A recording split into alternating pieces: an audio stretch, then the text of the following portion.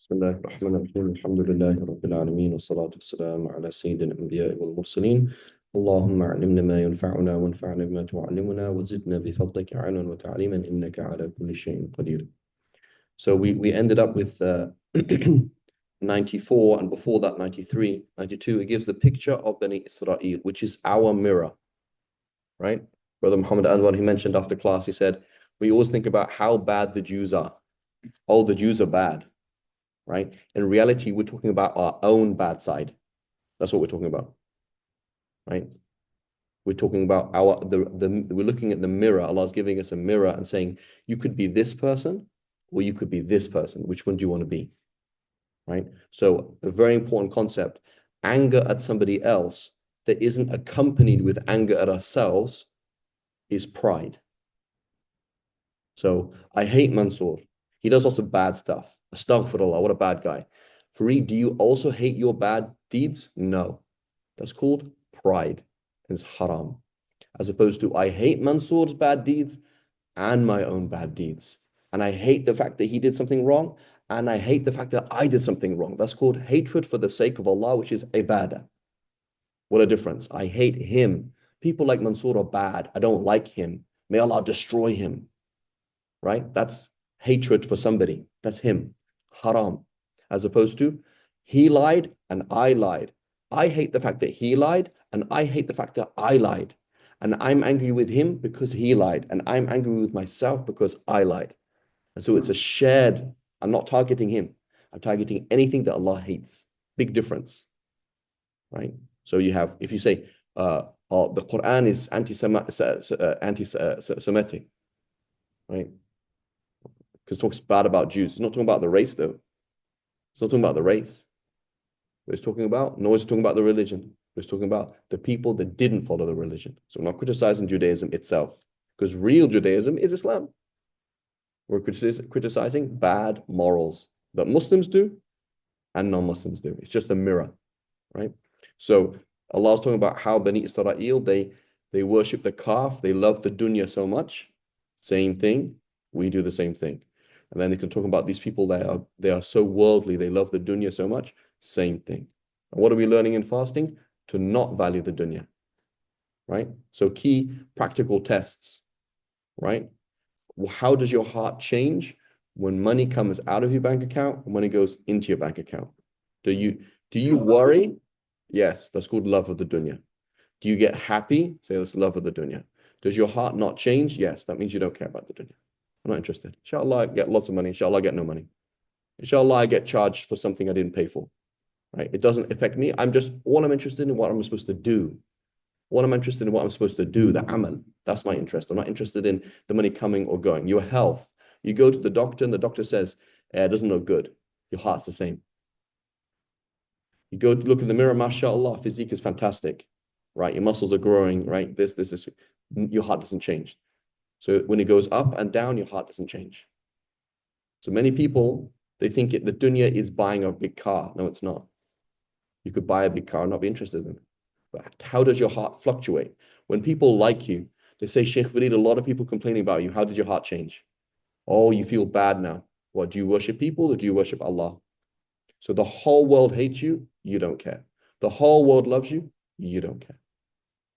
It doesn't mean I'm not interested, right? I'm already dead. That's what zuhud is. I'm already dead. I've just come back from the grave to do a few more good deeds. That's how we live life. We're already dead. We've just come back from the grave to do a few more good deeds. I really don't care what color the paint is, or what car I drive, or what people like me, they didn't like me, they lied about me, they didn't like. I really don't care. I'm just interested in doing good deeds. If you want to come in, get good deeds, and go. That's all. Not interested. So this is zuhud. Zuhud doesn't mean having a small house. Oh, this person, he has a few clothes. That's not what it's talking about. It's an attitude that I'm just here to good deed. I'm really not interested in anything else. And a part of that as well is valuing being wronged. If you knew how good it is to be wronged, you would be happy that you're wronged. Right? So we don't want people to wrong us. It's haram to do that, right? I want Mansour to hit me. Why would I want that? You have to defend yourself, and you have to want Mansour to do good deeds. But the fact of being wronged is only good for me.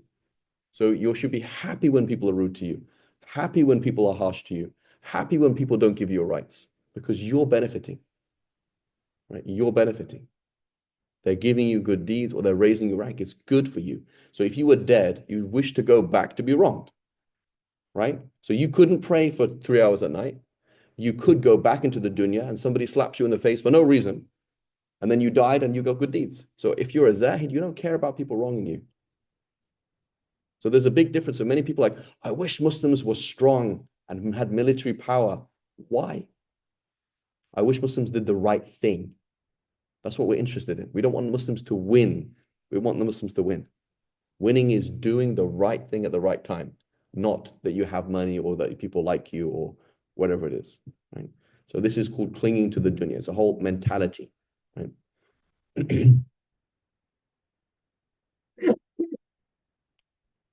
Okay, so it says, so Allah subhanahu wa ta'ala says, say, O Prophet, if the eternal home of the hereafter with Allah is exclusively you, O Jews, out of all other people, Allah has chosen Jews over everybody else, and you have exclusive right to Jannah, then wish to die. You should be the first people who wish to die. That should be a thing that we see with these people, that they would really wish to die. Just like the Muslims, right? When they sent the message to the Persians, they said, you are fighting a people that want to die. You're fighting a people who want to die in jihad, right? In Badr, who was it? Which one of the Sahaba? Was it Uhud? Maybe one of the two. It's Bahad or Uhud. Maybe Muhammad can correct me. I think it was Uhud. Mixing the two up. What did he do? He took his armor off. He went in without any armor. He's like, I want to die. I want to die in jihad. That's all I'm interested in doing, right? I don't want to be here. What I'm trying to do is do good things while I can be here and leave whenever Allah wants me to leave, right? So that's the attitude of somebody who is a zahid. Somebody who is not a zahid, they want to live as long as possible. I just want my son to become a doctor. I just want to see my son get married. I just want to see my grandchildren grow up. I just want peace, right? I just want to have a stable life. That's not a thing that we seek. That's not an aspiration that a believer has. I just want to do what is good. I just want to be in a situation where I go to sleep and I say, Alhamdulillah, I responded in the right way to oppression. I responded in the right way to poverty. I responded in the right way to being told that I'm sick. I responded in the right way to people being rude to me. I did the right thing. That's what I'm interested in, because that's what's worth something. And nothing else is worth anything. Right. So Allah subhanahu wa ta'ala says that's how they should be, right? They should have this mentality, but they don't. So they are liars, right? But they will never wish for that because of what their hands have done. And Allah has perfect knowledge of the wrongdoers. Same thing for believers, right? Go and look at the Muslim world, right? Ask how many Muslim rulers, how much would you pay for your son to die in Gaza right now, defending the people of Gaza, or in Palestine, or any Muslim? They wouldn't pay it. They're opposite. They're paying for their son to go to Princeton. They're paying for their son to become wealthy. That's what they want to see, right? They want them to have as much money as themselves and their kids to have money, etc. It's the dunya. So the dunya gets us. But if we are people of the akhirah, that's fine.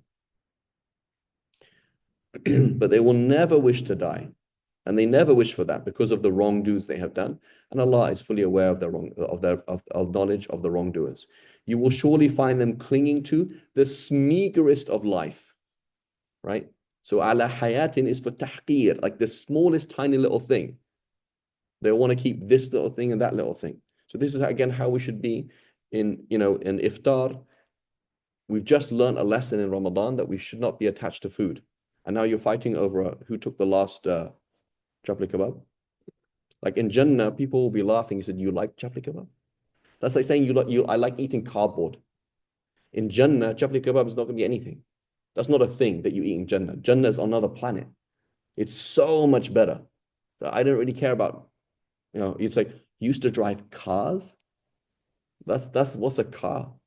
Oh, you mean you couldn't go at light speed? You mean you couldn't do this? You couldn't do that? Everything is ugly in the dunya compared to the akhirah. Everything is tasteless in the dunya compared to the akhirah. Everything is worthless. So this is how these people are.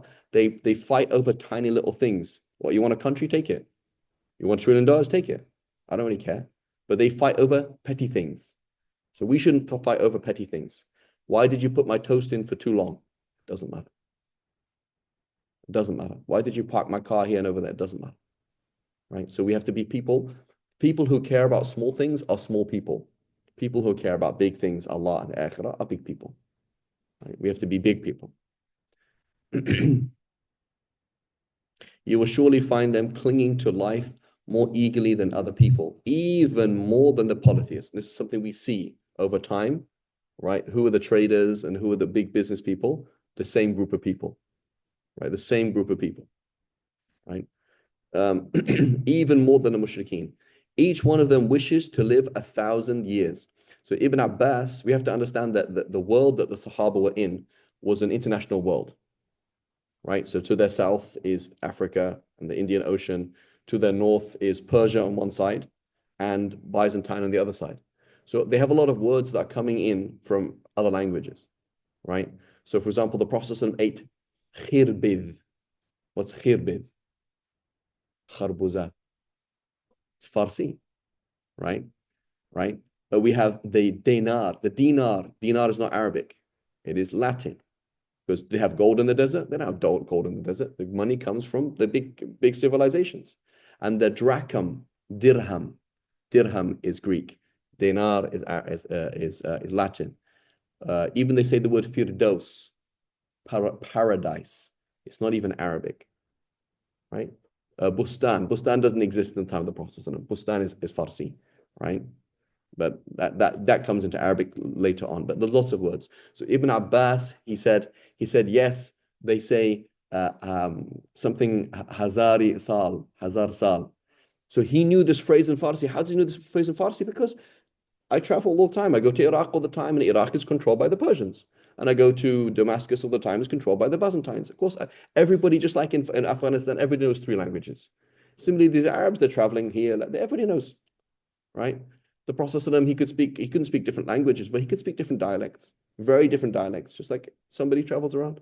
So you see that they speak Farsi all the time because that was the world. The world is everyone speaking Farsi. So Hazar Sal, right? They wish they could, they say, oh yeah, they say this. It's a phrase. So the Quran is almost using a Farsi phrase, right? Which is a phrase that you say, oh, I wish you could live for 1,000 years. But even if they were to live that long, it would not save them from the punishment. And Allah is all-seeing of what they do. So this is what many Muslims, oh, I need this. Okay, go ahead. Have money. Have time. So it's only your own punishment. As long as you don't change, you're only your own punishment.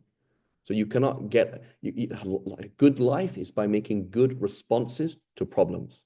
That's called good life. It's not about being healthy. It's not about being wealthy. It's not being in a good situation. It's about that. Here's something happened to you. Did you respond in an Allah way or a non-Allah way? That's life.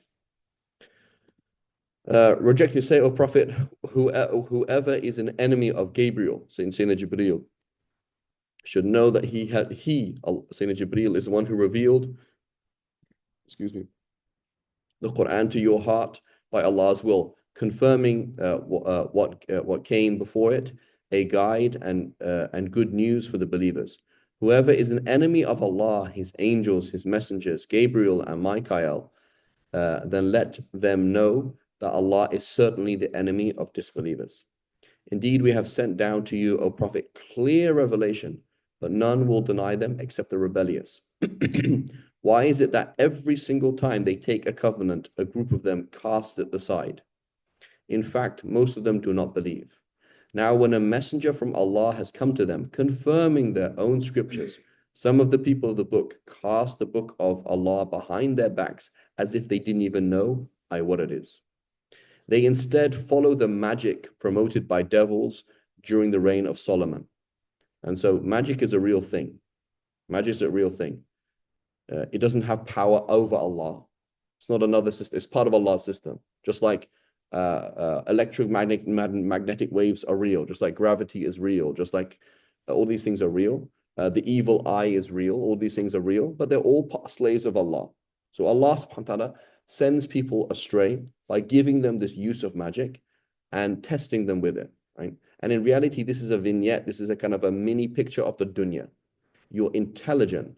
That means you can do lots of good deeds. You can also harm a lot of people. You're intelligent, you can harm a lot of people. You are manipulative. That means you can manipulate people in a good way. You could guide people.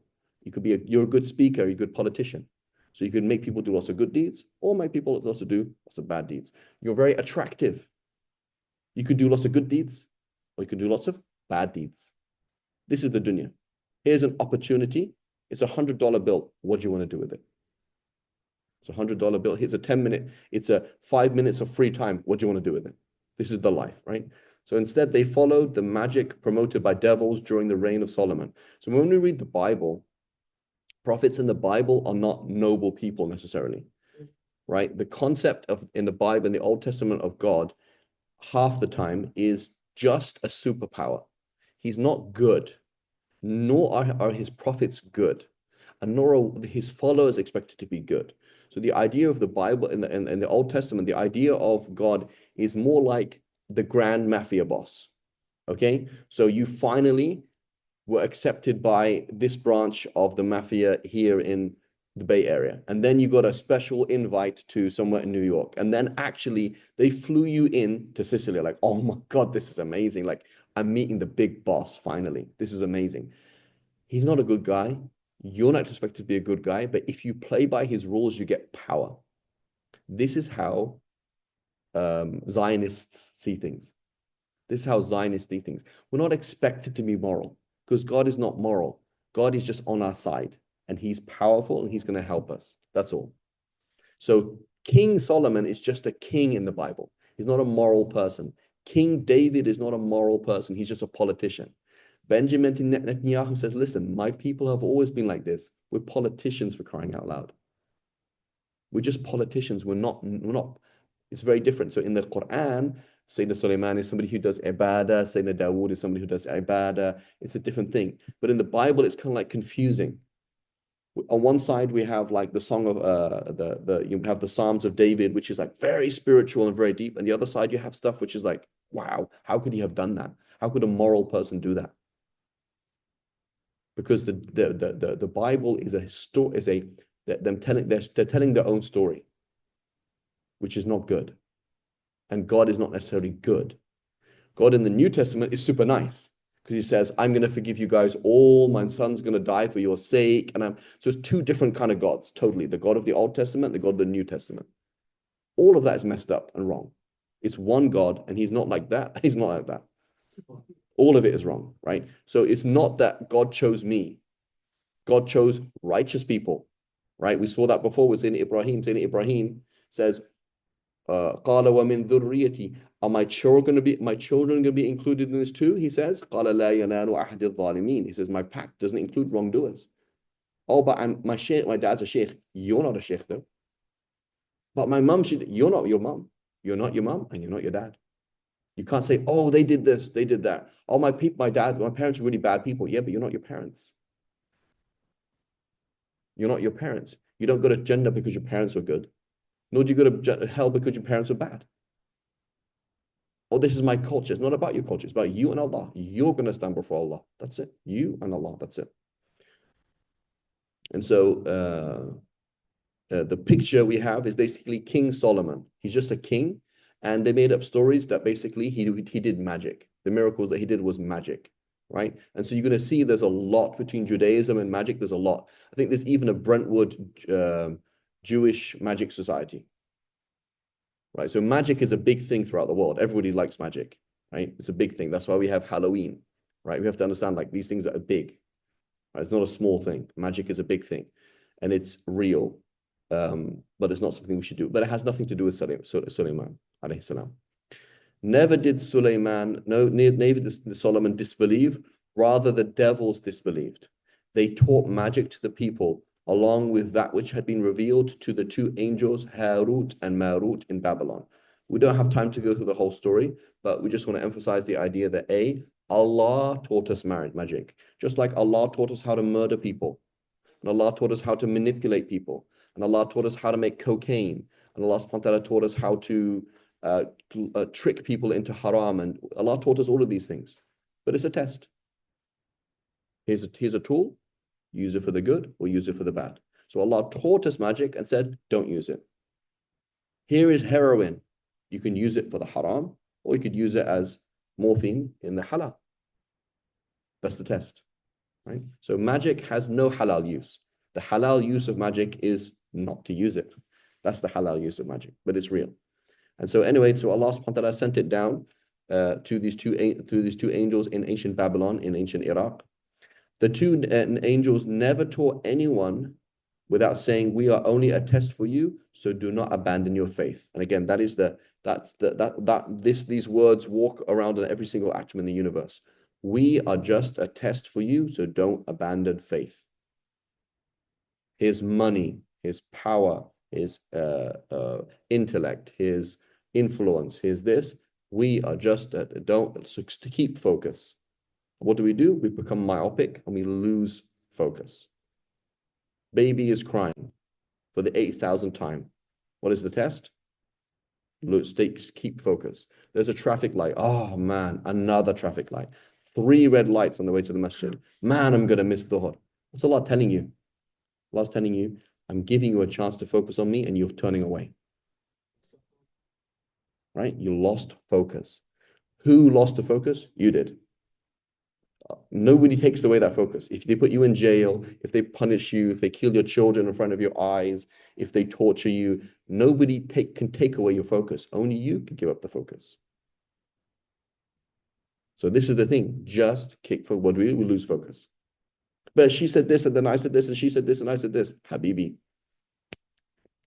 This is a classic, like grade 1 exam. She said this. What do you say? Wrong answer again. He said this, and then I said this. Wrong answer. Right? I was in the meeting, and then the meeting kept going, and then I missed the prayer. Wrong answer. Right? Wrong answer. These are classic things. Keep focus. Right? It doesn't matter what happens. Keep focus. And so what is the point of the prayer? The prayer is to refocus us. You're working in the field, and the horse that is giving birth that you're about to sell is almost dying. You need to pray. Why? Because you need to keep focused on Allah in the system. Your kids are about to be expelled from school and you don't know what to do, and one of them is lying to you, and maybe the teacher's lying, you don't know what's going on. Go and pray. Keep focus. Then bring that focus back into the problem. That's the point of ibadah. That's the point of worship, is to keep establish the prayer so that you remember me in the mess of life. And then the mess of life is no longer a mess. It makes sense. Everything makes sense now. Otherwise, it never makes sense. So we are only a test, so don't abandon your faith. Right? Yet people learn magic that caused a rift even between husband and wife. Again, classic mistake. Oh, brother, I got married and now I'm having marriage problems. Really? That's the first time I've ever heard that. Bro, there's one sheikh said, anybody who doesn't have marriage problems is a liar. You're a liar. The Prophet ﷺ had arguments with his wives. Are you better than the Prophet ﷺ? This is human. This is the nature of human beings. All you need to do is, here's a test. Argument happened. You said something you shouldn't have said. How do you respond to the situation now? You messed up. Okay, you're going to mess up. Who has perfect akhlaq? Nobody. You messed up. What do you do now? How do you respond to this situation in a good way? Right? And so what do they do? Sihr. Oh yeah, Muhammad Amin was at my wedding and he looked at me in a funny way. He must have done sihr to me. So what they do is, it's true, sihr is real. And here Allah subhanahu wa ta'ala says they use sihr to separate husband and wife, but you're not taking responsibility for your own actions. That's the problem. You have bad akhlaq and you're like, oh, it must be sihr. You don't know how to listen. You don't know how to listen. Bad akhlaq. You're not nice. You don't keep to your word. You have double standards. And you're like, oh, sihr. Right? All you're trying to do is ask the sheikh to do a magic wand. Sheikh, give me a wazifa to do. Yeah, inshallah, you can do dhikr, but you need to change your akhlaq. Your marriage is hell because you are the fire of that hell. You are lighting it every single day. You go home, you're like, I guess you're in the same mood. Is that what you should say when you go home? Like, obviously, she's in a mood, and you went home and was like, oh, again, ticked off again with me, even though I didn't do anything. That's how you started the day. What do you expect to happen? So you start off the day with bad akhlaq, and then you get bad akhlaq, and you're like, what? But you are the husband. The husband does husbandry, right? There's a bunch of sheep. You do animal husbandries. You look after the sheep. The sheep are going to go the wrong way. They are going to eat the wrong food. They're going to walk into the river, and that's what a shepherd does. So the Prophet ﷺ said, the husband is a ra'i. He's a shepherd. You don't say dumb sheep. Say, I know they're dumb sheep. We all know that they're dumb sheep, but you have to take responsibility. Oh, stupid kids, they don't know how to wash their teeth. Well, were they born with the toothbrush? Like, they're not born with a toothbrush, are they? Right? Like, of course they're going to take eat as much candy as they can, go to sleep as late as they can, wash every trash that they can, learn every bad word. Obviously, they're going to do that. It's your responsibility to take the sheep in the right direction. And did we know? I'm sorry, feminists. One of the words for woman in Arabic is na'ja, which means a female sheep. And it's like, so this is like, it's like, oh, the dumb sheep did this. Like, you're supposed to be guiding, you're supposed to be helping. Yeah, but I told her to do this and didn't do exactly what I told her to do. Of course, the sheep's not going to do that. If you work with people, does a politician say, country, we're going to do this? The whole country obeys? What kind of, that's not how the world works. That's not how families work. That's not how kids work. That's not how women work. That's not how individuals. When you go to work and you tell the people underneath you, we're going to do A, B, and C. They do A, B, and C. No, they do A and half of B. So then you say, okay, let's try and do A, B, and C again. And they do B, A and half of B. And that's what you do. You work with people. Take responsibility. You are the leader. Solve it. You're the manager. I hire Muhammad to be my manager. And he's like, yeah, but they don't listen to me. That's because you're a bad manager. I'm going to fire you. He's like, why are you firing me? They didn't listen to me. You're supposed to get them to listen to you. That's your job. You're supposed to get them from 50% to 70%. Yeah, but they didn't go to 100%. Who's on 100%? Brother, you're not a 100% husband. You're not that amazing. And she's not that amazing. Stop living in la la land, right? Stop watching TV. What is it? The Bold and the Beautiful? I remember in England, like we have, in England, everything's gray and miserable. And in America, everything's shiny and like everyone's good looking. So there's some kind of like, I remember seeing it once as a kid. The Bold and Beautiful, like big houses in America, and everyone's really good looking and everyone's really happy. And it's like, that's not life. It's not life, right? So people need to like, oh, my wife's upset. Sihr. Like, bro, you need to, Allah has given you how can you help the situation, right? How can you help the situation? Stop saying it's sihr. Sihr is real. I'm not saying it's not real, but stop avoiding your responsibility by ascribing it to some magical thing, right? And trying to think that if you just do a wazifa, then all your whole life will be fine. It's not like that. You actually have to do the work, right? It's like, Sheikh, I went to the gym, I bought a $300 membership, and I've been a member for like 3 months, but just nothing's happening. Do you do the exercises? No, of course I don't do the exercises, but I pay $300 a month. How much more can I pay, Sheikh? Like, Habibi, give me a big wad of $100,000, I'll knock you in the head with it, right? That's what you need, right? It's like, you need to do the work. You can't just sit there and be like, oh, it's okay. The Prophet ﷺ, with the ummah, did they respond? Did we as the ummah, the Prophet ﷺ spoke to the Sahaba, did they respond immediately in a perfect way? No. Are our kids going to do that? No. So we have to be shepherds. The sheep are not going to listen. The sheep need to be treated kindly, be nice to them. Even subhanAllah, the Prophet ﷺ said, he said, wipe the noses of sheep with your clothes. Imagine now. So go up to a sheep and wipe its nose with your clothes, right? Clothes are not like our clothes. This is cheap. Clothes in those days cost maybe $500, $6,000 for a thobe. So I'm going to get my nice clothes and wipe a sheep's nose. Why? Because be humble. Every single prophet was a shepherd. Be humble. Deal with imperfections. Deal with people who are not perfect. And you're like, oh, subhanallah. What's wrong with my kids? What's wrong with my wife? What's wrong with the husband? Welcome to planet Earth. Right? And so everyone's like, oh, sihr. It's not like that. But it is true though, sihr is used, and the shaitan's number one goal is to split husband and wife, because husband and wife don't work, the family doesn't work, the family doesn't work, the ummah doesn't work. So how do you solve Gaza? Your own family.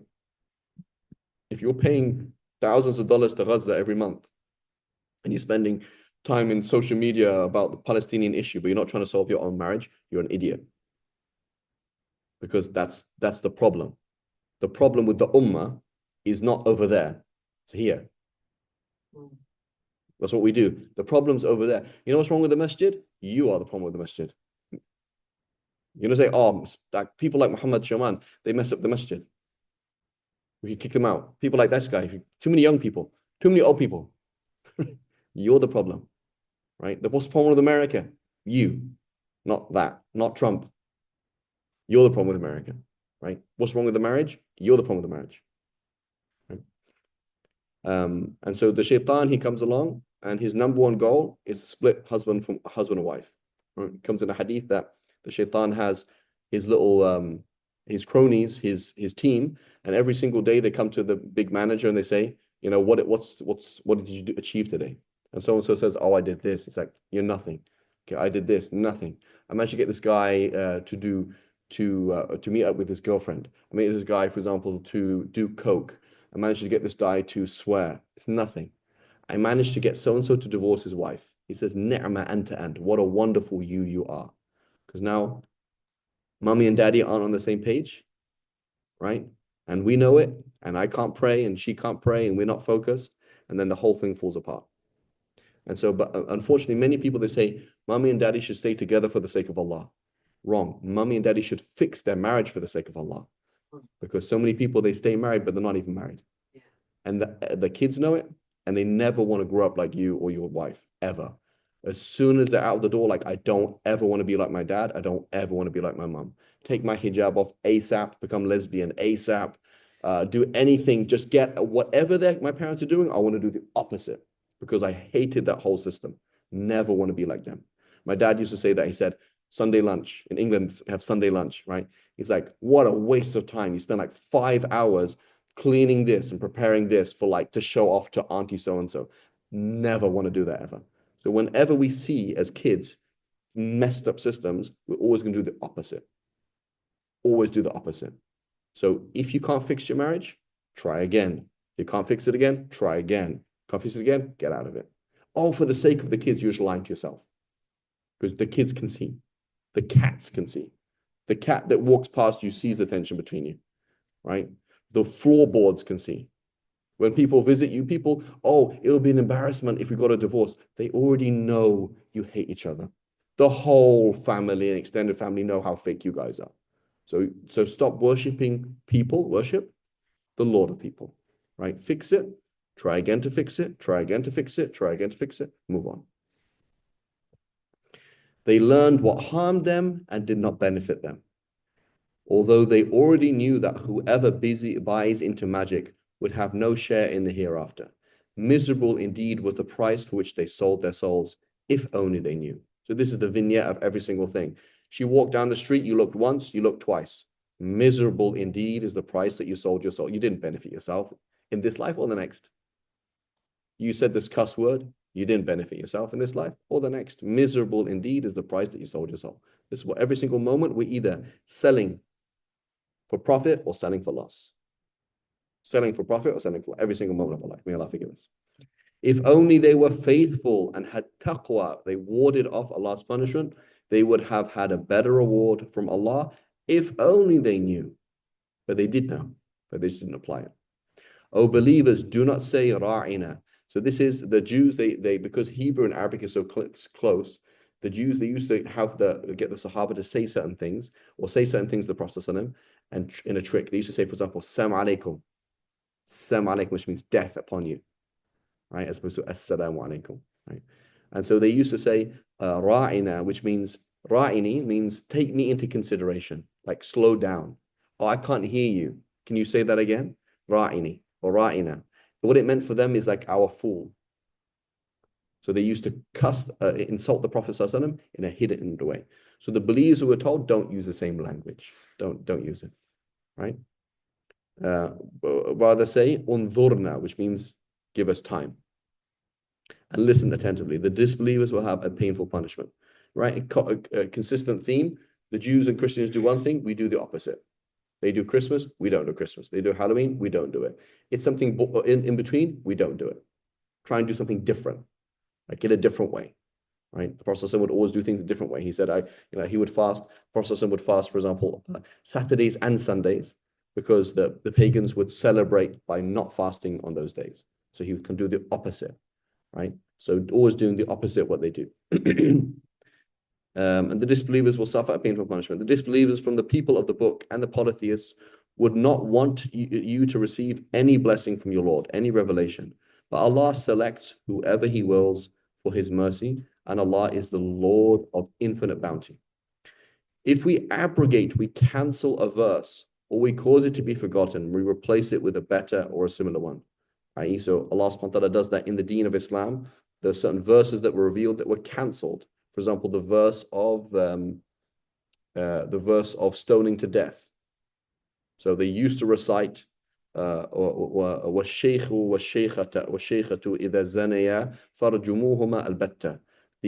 The married man and the married woman, if they commit zina, then definitely stone them to death. They used to recite that, but that was abrogated. We don't recite it in the Quran anymore, right? So it's still part of the Sharia, but still we don't recite it. So similarly, the Torah, they used to recite the Torah, but that's abrogated now. It doesn't apply to us anymore, right? Any rules there, any rules in the Injil, it doesn't apply to us. So Allah subhanahu wa ta'ala is saying to the Jews and the Christians, yes, you were on the haqq, but there is an update and you have to take this update, right? And so what did the Jews say? The Jews say updating means that Allah is a fool. Because that means if Allah subhanahu wa ta'ala said, do this, but now do this, that means Allah doesn't know what's good for mankind.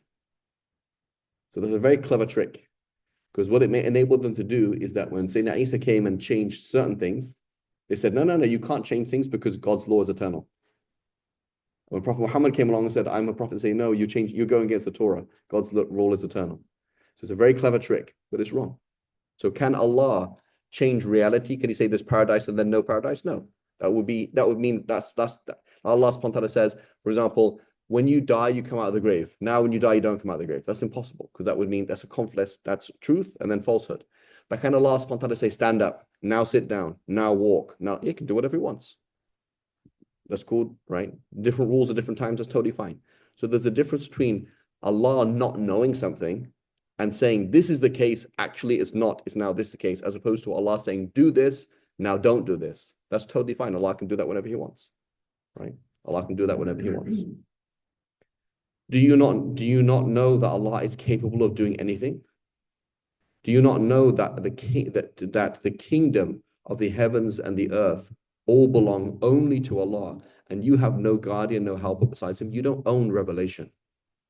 You don't own revelation. It's not yours, right? And so Allah can send any prophet He wants and ask him to do whatever He wants. Or do you believers intend to ask your prophet as Moses was asked? Now Allah is talking to us exactly the same thing. Look how Bani Israel treated Musa alayhi salam. Are you going to do the same thing? Are you going to deal with him in the same way? But whoever trades belief for disbelief by being rude to his prophet has truly strayed from the right path. Many among the people of the book wish they could turn you believers back to disbelief. So you'll see this specifically in Christian women. Right? Next time you're with your wife and she's wearing hijab, look how a Christian woman looks at her. They have hasad. They hate it. They're like, why can't she show her body like me? So they'll say, oh, that's oppressive. They don't. They just want you to do zina like them. They really want you to do the haram like them. Right? When you see, for example, that you're modest in the way that you talk to other women, like they hate it. They say, I wish my husband was like that. And then they want you to do, they'll try and hit on you. They'll do that. They'll try and like talk to you in a certain way because they want you to do bad stuff. They want you to do bad. They have this hatred, right? And so that's why, the Jews specifically, they have this hatred towards Muslims. They resent the fact that Muslims do what they're supposed to do and do a better job of it, right? And many religious people are like that. People have that feeling towards religious people. But many Muslims will have that relationship to religious people. All right, they see the fact that this person prays 5 times a day and they resent it. And so then they start saying bad stuff. Yeah, but he probably does this because they resent the fact that someone else is religious. Right? This is all, this is human nature, but it is disgusting human nature. Right? If we identify it in ourselves or in anybody else, it's a huge problem. Right? You see somebody else comes to the masjid before you. Alhamdulillah Rabbil Alameen. May Allah increase them in the dunya and the akhirah.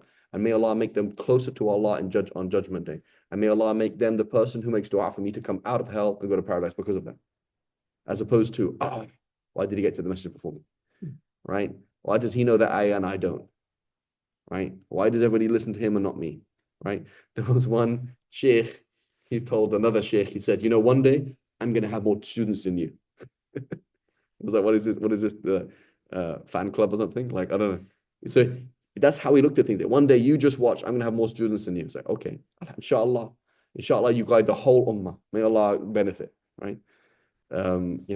People do some very funny things, subhanAllah. So this is how the kuffar are, is they hate the fact that the Muslims are guided and they hate the fact that they're doing the right thing. So they're going to try with every single thing possible and impossible to make sure that you eat and corrode our faith one way or the other, right? And unfortunately, we're listening, right? We like their music, we like their TV, we like their style, we like this, we like that, right? They'll come at you and be like, you shouldn't be extreme, meaning you shouldn't be a zahid. They don't, when they see that you don't care about the dunya, they don't like that because that's all they have, right? It's like I'm trying to sell drugs to you, and I'm like, what kind of drugs do you want? Like, I don't want anything. Like, you know what I mean? Like you feel like you've devalued me by not wanting what I have, right? You've devalued me by not wanting shirk and not wanting haram and wanting things. So it's a huge, it vexes them, right? They hate it, right? So many of the people of the book, they wish they could turn you believers back to disbelief because of their envy after the truth has been made clear to them. Pardon, just overlook them and bear with them until Allah delivers. Allah will work them. You don't have to deal with them. Surely Allah is most capable of everything. Establish the prayer, pay alms tax, right? So this is key thing. When people have hasad towards you, how should you respond? A, destroy them. B, make dua against them. C, just turn to Allah. Just turn to Allah. Right? Allah subhanahu wa ta'ala says, don't worry about it. Just turn to Allah. Make sure you do what is right. Whatever good you send for yourselves, you will certainly find it with Allah, and don't worry about what they're saying. Allah is all seeing of what you do, and of what they do. So don't worry about it. The Jews and the Christians each claim that none will enter paradise except their own faith. These are their desires, their whims. This is just what they say. Reply, O Prophet, show me your proof if what you say is true. But no, whoever submits, becomes Muslim to Allah and does good will have their reward with their Lord, and there will be no fear for them, and nor will they grieve. And so similarly, we have the same thing, sectarian. If you didn't study with my teacher, you're nobody. Or did you study book this? Oh, you didn't. You don't count. So you're going to find tons of people that have this culture, this cancel culture. Oh, brother, do you have a PhD? Oh, get your PhD, then talk. Right? If you had a PhD, you'd give a good khutbah. Brother, have you memorized the whole Quran? No. Oh, okay. Don't listen to him. Brother, did you study in this madrasa? No. Oh. Did you study in this country? No. It's not like that. Ilm is not like that. There's many people that are like, oh, if you're not from this group, you don't exist. Brother, how many days did you go on this year in Jamaat? I'd actually go on Jamaat. Oh, stuff. Right? So you have to be out for this group. It's not like that. It's not like that. Right? It's not this group or that group. Right? So we don't have that in Deen. We don't have that inside the Deen either. Right? And so this is a sign of extremism, is that you make something fundamental, you make something super important that is not super important. It has to be this. Okay, is that 100% agreed upon? Like 100%? No, it's not. Then why did it suddenly become essential when it's not essential? Right? And so I don't mean to criticize any particular group, but we often find out with Hanafis, right? There's this thing, Indo-Pak, where it's like, it's Hanafi or death, right? Which Hanafi is just a way of doing things, is fine. I prefer hardcore Hanafis than anybody else. Why? Because at least they know what they're doing. A lot of other people have no clue what they're doing. They don't even know what they're doing. They're like, oh, I'm Shafi. You're not Habib, you're not Shafi. Or I'm Maliki. You're not even Maliki. You're just confused, right? So, but Hanafi often they're like, at least they know what they're doing. The problem is when it's Hanafi or death. It's not like that. You have to do the witr like this. Yes, that's one way of doing it. That's fine. But there's other ways of doing it. It's not a problem, right? What would you have done if you were a student? So the Hanafi school is the school of Abdullah ibn Mas'ud, right? Abdullah Mas'ud said witr is 3 rakats, not 2 and 1, right? It has to be like that. So, but what would you do if you're studying with Abdullah Mas'ud and you came to Mecca or Medina and you see people doing something different? What are you going to do? Get angry? It's not like that. This is deen, this is deen, this is deen, right? So the Maliki school is the school of Abdullah ibn Umar and the Medinans. Hanafi school is the school of Abdullah Mas'ud and the Kufans, right? It's all deen. So it's good to know what you are. It's good to study something, right? So like somebody who doesn't have a madhab is like somebody who doesn't study tajweed. So you're doing hafs and asim, right? That's what we study. When we study tajweed, you do hafs and asim. But you're not doing hafs and asim. You studied for a week in Saudi Arabia and a week in Morocco, and you mixed up warsh with hafs and asim. It's just a miss. Your tajweed just all over the place. Just like generic, wishy-washy, half Afghani, half Egyptian pronounced tajweed. It's like it's not tajweed. And then you say, I studied with the sheikh. No, you didn't. You just don't know anything. So you should know stuff. Like I know something. But the one thing is to know thing. The other thing is to know that this is one interpretation, one explanation among many, right? And so we shouldn't have that mentality. If there's something else that's legitimate, and we live in a masjid where there's, for example, lots of different people from all over the place, it's okay. It's not the end of the world, right? And so people get very nitpicky about small things like it's not that much a big deal, right? It's not a big deal. So you find, for example, Hanafis, for example, from like the Middle East, because they're around other people more, right? There's many Hanafis in Saudi Arabia, old Hanafi families in Iraq, tons of Hanafis in Iraq, tons of Hanafis in Damascus, Turkey, Egypt, right? But they're a bit more balanced because they're around other people, right? And it's not one way. It's like, it's like there's different ways of doing things. I remember, subhanAllah, I was in a place where there was no masjid, right? We don't have a masjid. We don't have any imam. And the brother who was giving the khutbah on Jum'ah, he didn't have a beard. So they're like, oh, it doesn't count because it doesn't have a fistful beard. It's like, subhanallah, brother. We pray in a restaurant that sells liquor. Like that's as good as it gets. What do you want? It's like he doesn't have a fistful beard. You buy one from Amazon and send it to his house. I don't know, right? It's like, brother, mashallah, somebody knows some Arabic and can pronounce something. It's like, why are you like, it has to have exactly this? It's like, no, it's not like that. If he doesn't have this, then he's a fasiq. And therefore the Jummah doesn't count. It's like, subhanallah. It's not that, it's like, so it's kind of, things are a bit extreme sometimes. But again, I prefer to be around hardcore Hanafis than somebody I don't even know what I am, because they're just not educated to begin with.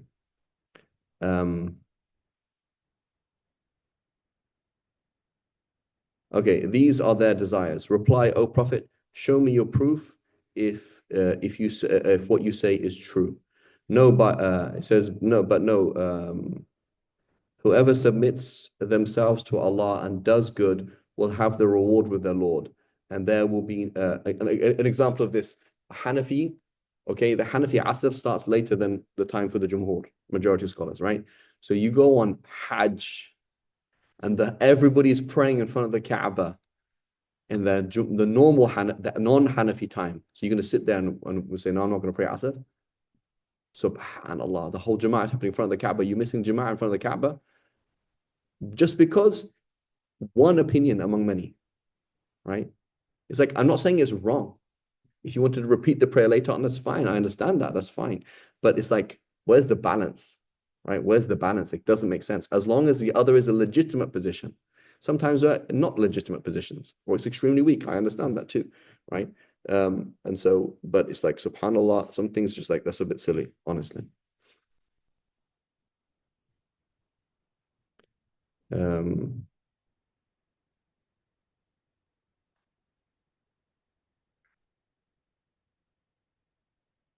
Okay, where do we get to?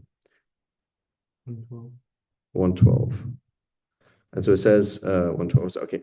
But no, whoever submits themselves to Allah and does good will have the reward with their Lord. And there will be no fear for them, nor will they grieve. So then retranslation, nobody will, they won't be fearing for themselves, and nobody else will be fearing for themselves.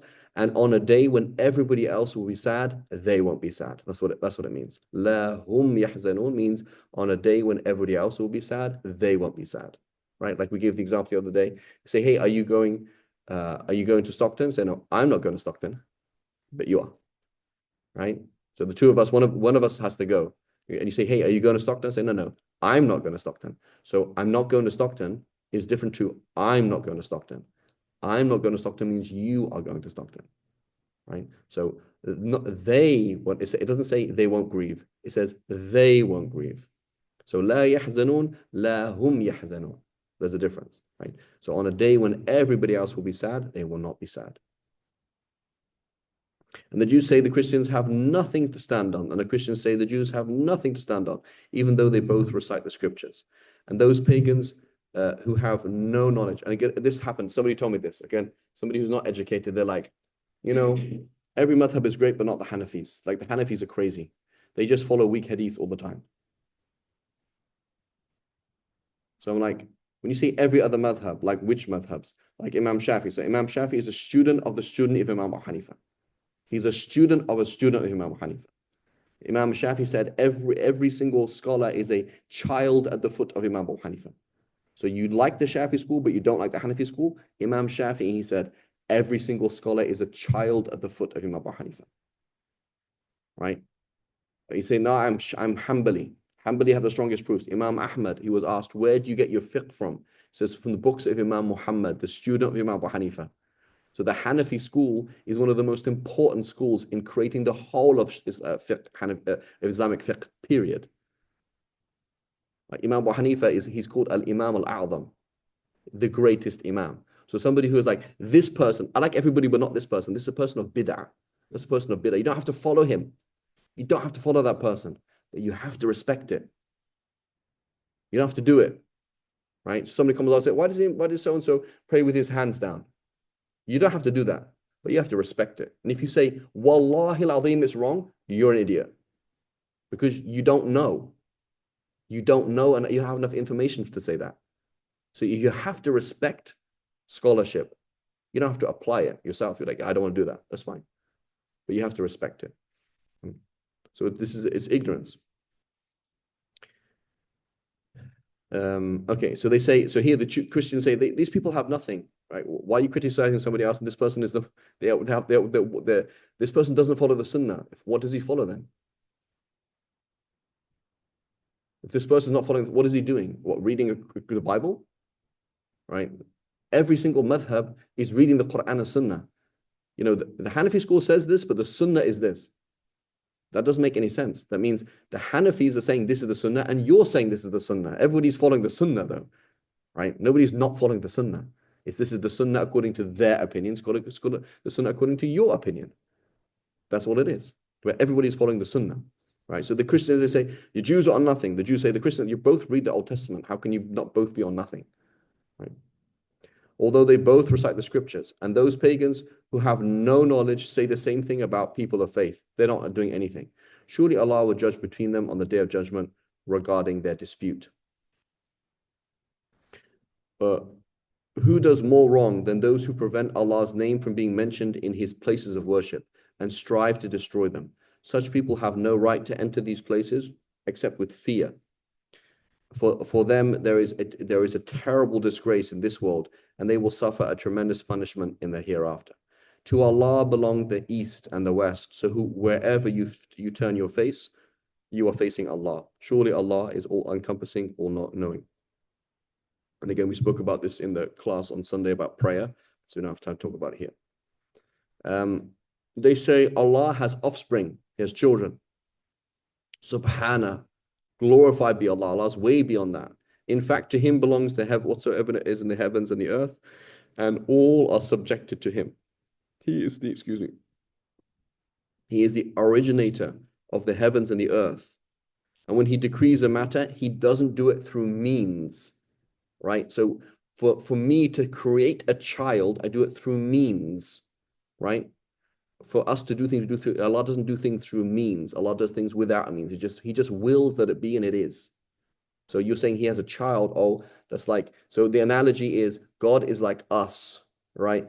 Poor, I can't remember what her name was, but there was in ancient Greece, there was this lady who was locked up in a castle, and she was prophesied that she was going to have a son. And poor Zeus felt sorry for her, so visited her at night, made her pregnant, and then she gave birth to Perseus, who killed um, Medusa. Like, this is the stories of the past, because Allah is like us. That's the mentality. Allah is like me.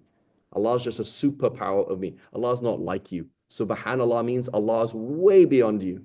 He's way beyond you. There's no analogy between you and Allah. There's no wajh shabah at all. There's no resemblance. Even your existence, he exists and you exist, but it's not the same kind of existence at all. Right? So this all comes from this kind of mentality way of thinking. When he says be and it is. Those who have knowledge say if only those who have no knowledge say if only Allah would speak to us. We want revelation to come to us, right? Or Allah could send a sign. The same was said for those before. They all said, oh, if only it could be clearer. It's clear enough. It's already clear enough. The same was said by those who came before. Their hearts are all alike. Indeed, we have made the signs clear for people of sure faith, but they don't have faith. I'm just going to find a place to stop, inshallah. We have surely sent you with the truth, O Prophet, as a deliverer of good news and as a warner. So people often say, Sheikh, that was a bit of an angry khutbah. Like, we want nice khutbahs, right? And I was literally told this. I went to one place, masjid in Bay Area, and they're like, give us a nice khutbah. Basically, tell me what I want to hear, right?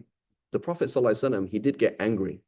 The Prophet ﷺ became angry. His eyes would become red, and he would shout on the minbar. If somebody shouted like Prophet, oh, Talib, right? It's like, oh, extremist, right? Why don't you tell me nice things? Tell me that I'm nice. Tell me I should be nice to my kitten. Tell me that all Jews and Christians are going to paradise. Tell me that we should all be good, right? It's not like that. Tell me that, you're not here to be told what you like. You're here to be told what's for your benefit. You are being trained by a gym trainer. You're paying him $200 an hour. He's not going to say, good job. Your form is off. Your goals are off. Your focus is off. Your food is off. Your diet is off. Your sleep is off. That's what he's going to do. He's going to tell you everything you don't want to hear because he wants you to be an athlete, right? What did Muhammad Ali say? He said, I hated every single moment of training. I hated every single moment of training. He wasn't told, good job, good job, good job. It's like, he hated every single moment. So if you want to change, you have to hear things you don't like. So the Prophet is sent as a warner and a bringer of glad tidings, right? Qum fa'andir, stand up and warn. He stood up and said, I'm warning you all of a terrible punishment. He wasn't saying, oh, guys, it's so nice that we're here today and let's all be nice to each other and, all religions are equal and let's just love people. That's not the message. The message is Allah is the creator of the heavens and the earth. You are his slave. Wake the hell up. Like, that's what I mean, what I'm saying. Like, wake the hell up. Hell is waiting for us if we don't change. That's what it means. And through that, we benefit in the dunya and the akhirah. And so there's rahmah in it. There is rahmah, but there has to be both, right? There has to be both. And when we're like, oh, that was a scary khutbah, it's like, okay, what do you want me to do? You tell me what I tell you. Any fatwa you want, I'll give it to you. You just want to be told that you're good, right? And so this is not. He was sent as a warner.